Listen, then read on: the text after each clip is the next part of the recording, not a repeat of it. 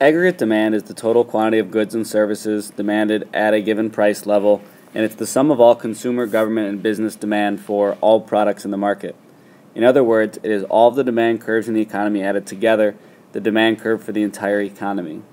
Aggregate demand looks at, as a country, how much stuff, how much goods or services is demanded by its population, including its government and businesses.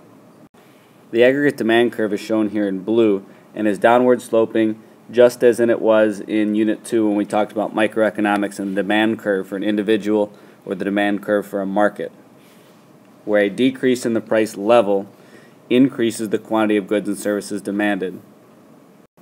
The downward slope of the aggregate demand curve shows that a fall in the price level raises the overall quantity of goods and services demanded by everyone.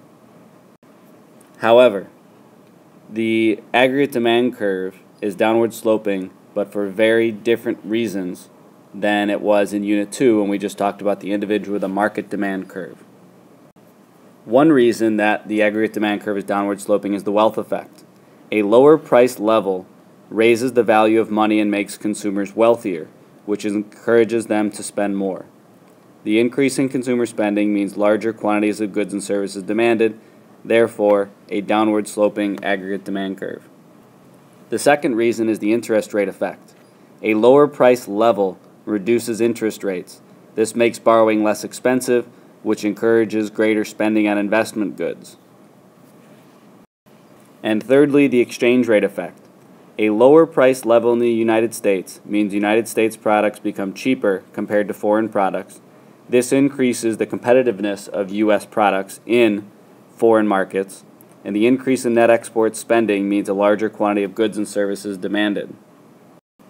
If the phrase price level is giving you trouble, go back to the textbook and look up the definition for what price level means, or go back to the unit on inflation and look back up what the inflation and what price level is actually referring to.